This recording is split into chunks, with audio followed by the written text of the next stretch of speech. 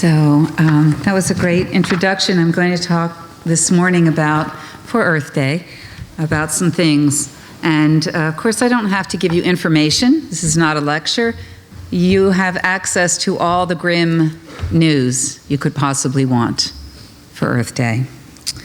I commend this book to you. It's a fairly recent one, Wendell Berry and Religion.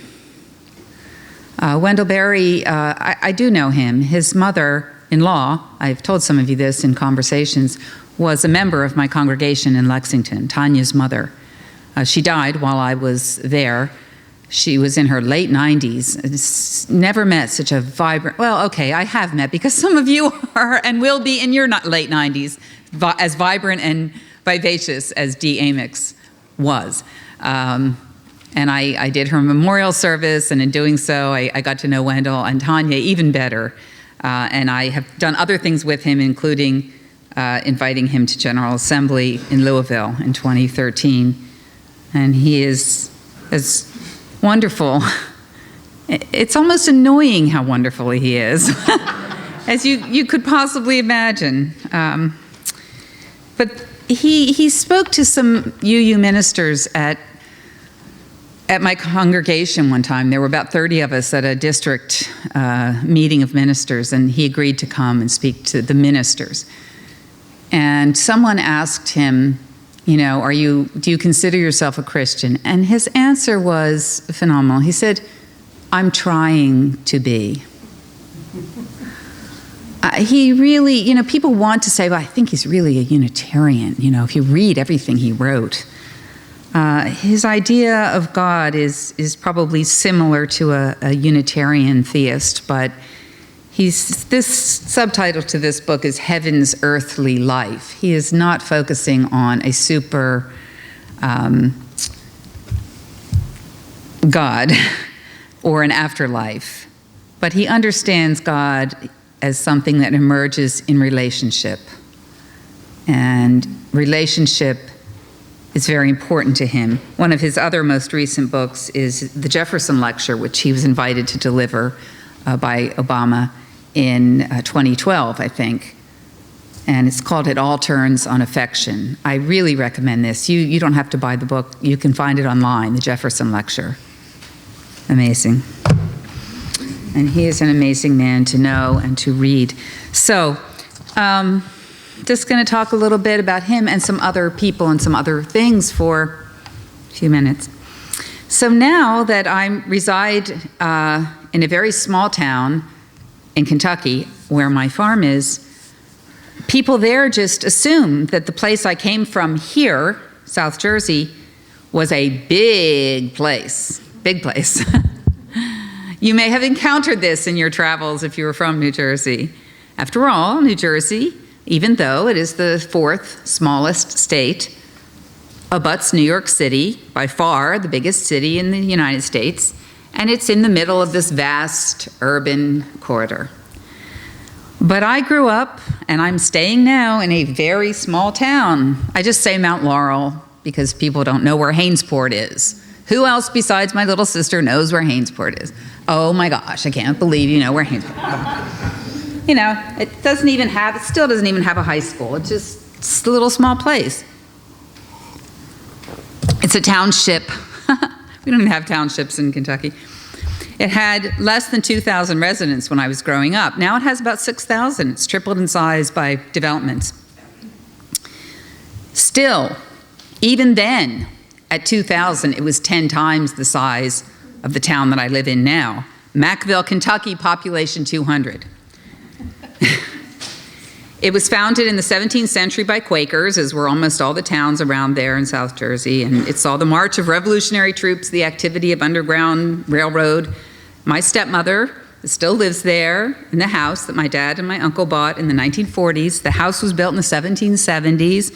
My poor little sister is here this morning. She's trying to keep it from falling down around our ears. And across the road was a dairy farm, and it's now a subdivision of houses that probably go for $600,000 to $800,000. I don't know. I don't even want to know. I can't imagine. The road that passes this home is no longer a quiet country lane, and if someone were to buy our house they probably would tear it down because it's too close to the road, even though it's a historical place that there's nothing that old in Kentucky. There were no Europeans there in 1770. Now, Melissa, my sister, has moved back there, and so I expect the place will stay in the family. It probably would have thousands of stories to tell if it could talk, and some of the stories belong to us for the past 70 years. The port of Hainesport was long gone by the time I was a girl, as was the iron foundry and the railroad and all these other things. Hainesport is just one of thousands of such small places. But being people of faith means learning that each place and every person matters. So in Kentucky, I got to know the prophet, and that word prophesy was in the poem that you heard by Wendell Berry.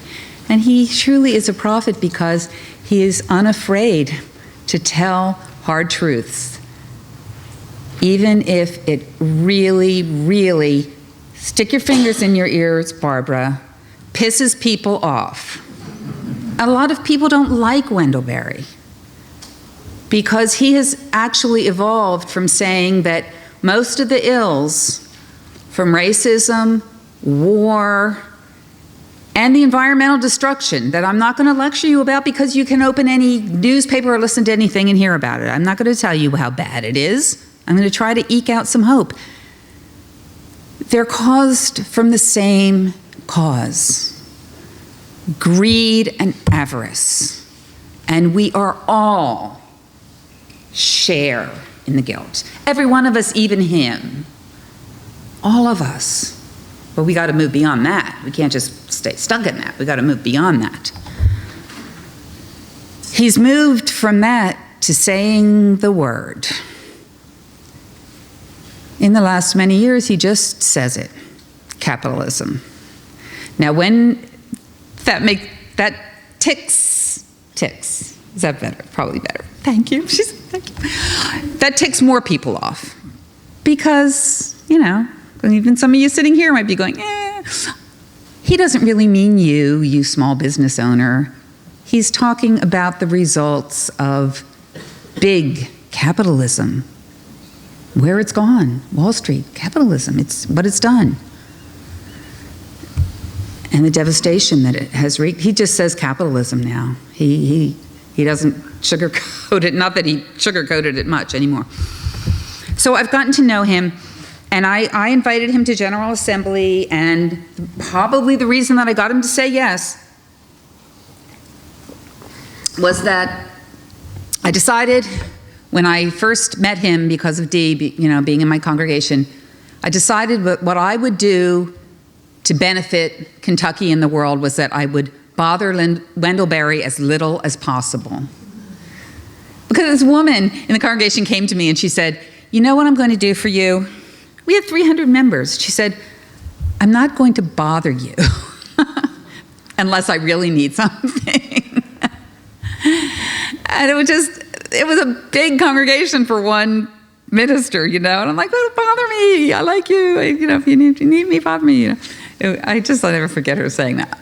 I've decided I'm not going to bother you. I decided not to bother Wendell Berry, even though I had this card I could play, I would save it for a time when I needed it. And then when General Assembly came to Louisville, I played my, I did your mother-in-law's funeral and card. And he did. He came to General Assembly. Was anybody there in Louisville at the General Assembly? Anyway, he was great. So we had a dinner, and at the dinner, it was at night after we did he spoke, and we did this action, this social justice action, and he spoke on the riverfront, and it had to do with mountaintop removal and things like that. And at the dinner was Wendell Berry, and sitting next to me at the dinner was Tim DeChristopher. And Tim is the new I don't know, he's just like this rock star of Unitarian Universalism. He was in this film called Bidder 70, B-I-D-D-E-R. He's now studying at Harvard Seminary to be a UU minister. He's about 32 now. And he served time in prison because out west, I think it was in Utah, he went to a land auction. And he went in to try, with some other people who were trying to protest the sale of valuable land, which was going to be bought up by developers. And he just decided that he would bid on all this land. And he bid on something like, I wrote it down here because it's just 22,500 acres. He bid $1.8 million before they figured out that he had no money and no right to even be there. He was arrested, and he actually served, I think, 6 months to a year or something like that in jail. He had just gotten out of jail when I was sitting next to him at General Assembly. He was speaking at General Assembly. He got invited to this elite dinner, which it took them 3 hours to get our food to us. And so we had this great chance to be there with Wendell and Tim DeChristopher and Peter Morales and all these other people. But what I noticed was that Wendell was so relaxed. And, you know, he had one glass of wine and he only ordered a bowl of soup, you know, just soup. And he was chatting with people, but there was this young woman named Elandria Williams. She's also a Unitarian Universalist. She works at Highlander Center down in Tennessee now. She's an African-American woman, and she was so interesting. She had these huge earrings and these long, really bright fingernails, and she was wearing these incredibly bright outfits. I couldn't have imagined a more unique and different kind of person than Wendell Berry with his humble, you know, kind of, he's this lanky, he's so tall and so thin, and he has these long fingers, and he's gangly. He's just gangly. That's the only word you can say about him. He crosses his legs, and he's just the most gangly, awkward person, and smiles, laughs. And he and Elandria got into this long, intimate conversation, and we're just laughing together and laughing. And, you know, he had his arm on her arm, and they were just giggling and laughing. I don't know what they were talking about, but here was this young woman who is doing the work of social justice and the work of caring for people from the Highlander Center, which is doing a lot of work on immigrant justice and on racial justice, and is where, you know, Rosa Parks went to train for her movement in the civil rights movement. And probably they were talking about that, and maybe how environmental justice overlaps with that. Or maybe they were just chatting, I don't know. But I looked over and I thought, this is going to be one of the most precious moments of my life. I am here right now, and I'm talking with this young man who is the future, you know, of the environmental movement, what courage he has. And I'm looking across at Wendell Berry, who has been plodding and plodding along, writing 50 books now. Some of them are fiction, and many of them are essays. And some people are listening to him, but most people have sticks in their ears, and, you know, their heads are stuck in holes in the ground. And somehow, this is going to come out okay. I felt this glimmer of hope from those young people. All right, so Wendell Berry writes in an essay, Contempt for Small Places, the health of oceans depends upon the health of rivers. The health of rivers depends upon the health of small streams. The health of small streams depends upon the health of their watersheds. The health of water is exactly the same as the health of land. The health of small places is exactly the same as the health of large places. As we know, disease is hard to confine. Because natural law is in force everywhere, infections move. The health of small places is exactly the same as the health of large places.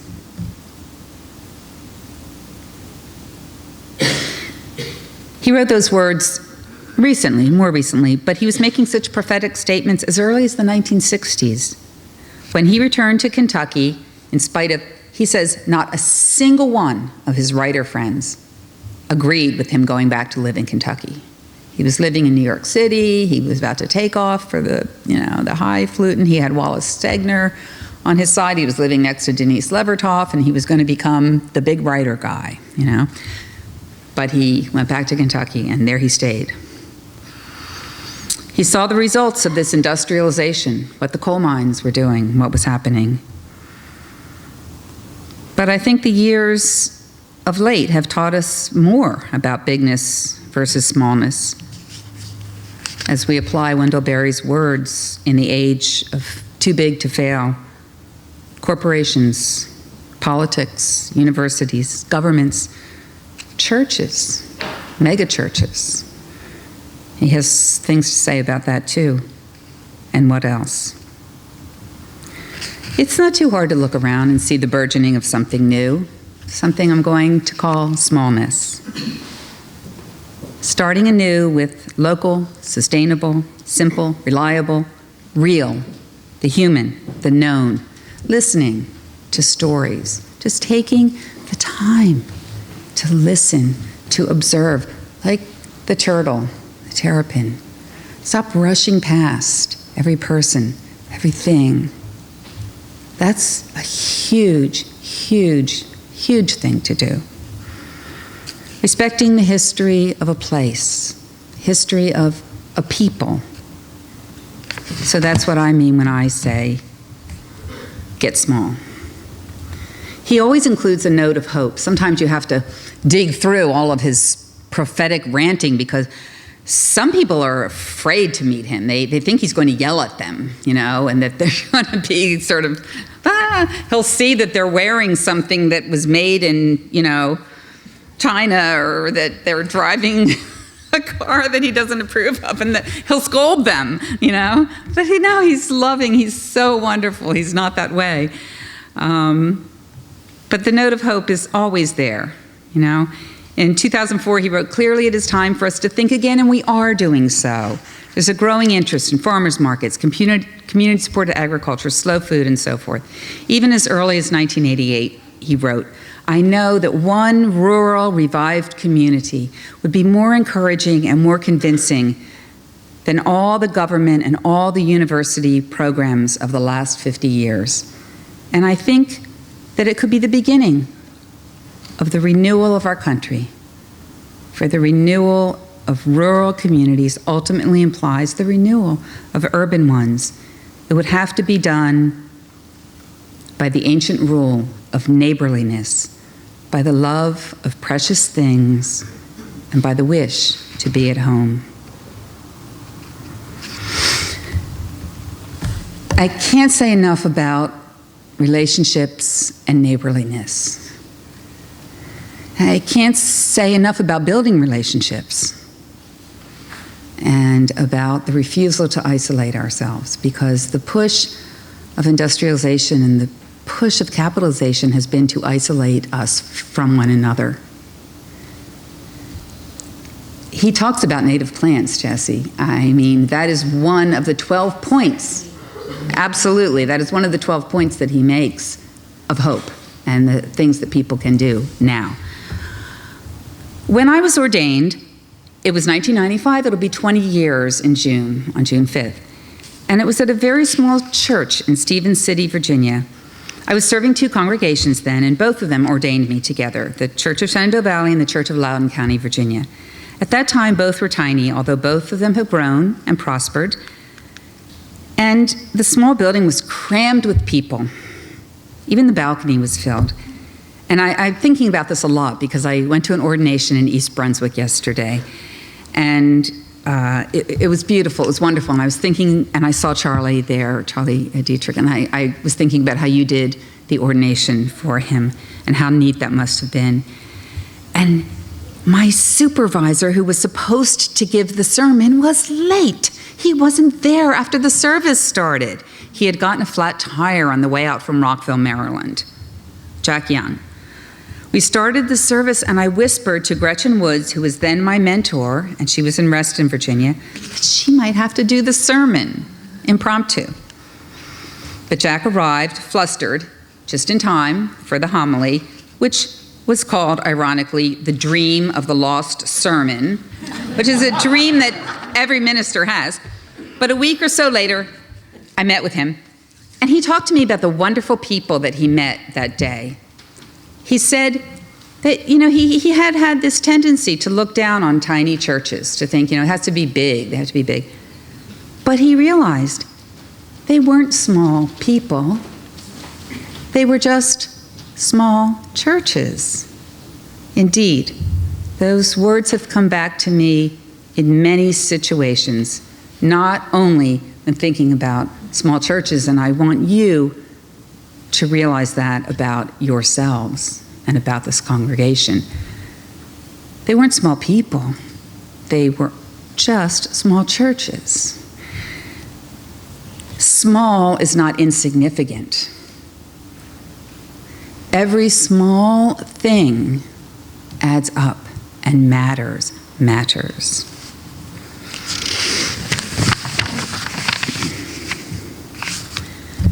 In his book, Hunting for Hope, Scott Russell Sanders, a UU and a devotee of Barry, writes about John Woolman, a prominent Quaker who lived in Mount Holly, the larger neighboring town where I went to high school.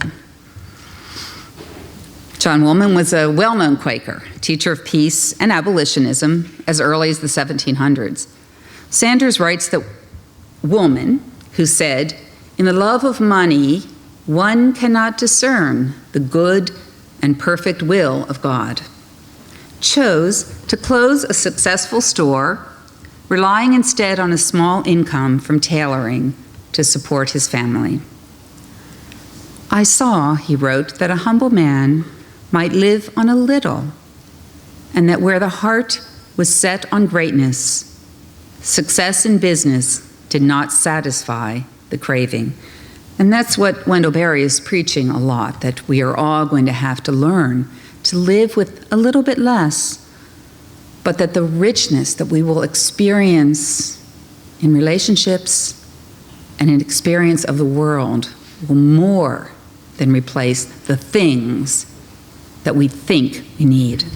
Sanders writes that the average American consumes 30 times as much of the Earth's non-renewable resources. Okay, I told you, you already know this stuff, so that's the bad news, as the average Mexican or person from India. This, he says, is reason for hope. This is reason for hope, right? Because it means we could cut back dramatically. It was Thoreau who said, "A man is rich in proportion to the things that he can," help me out here. "A man is rich in proportion to the things that he can leave alone, afford to leave alone." We could not only free this surplus for others to use, we could free ourselves from the burden of lugging it around. As we run ourselves ragged by chasing after too many thrills and concerns, so we may become centered and calm by remaining faithful to a few deep concerns. How can we do this? Well, I recommend turning toward the small. Remember the book, Diet for a Small Planet? We baby boomers remember that? When we look to the most infinitesimal, we find the infinite. This is the great paradox of the spiritual quest. Actually, that is the spiritual quest. The infinitesimal, we find the infinite. In the tiniest grain of sand or drop of water is contained multitudes. In the eyes of the child, in a distant land, or here at home, are stories and lives of generations, eons. When we learn to treasure, to observe, to respect, and to notice, to care, to include, that is the beginning. What happens then is actually the beginning of something very big. A vast expansion will begin.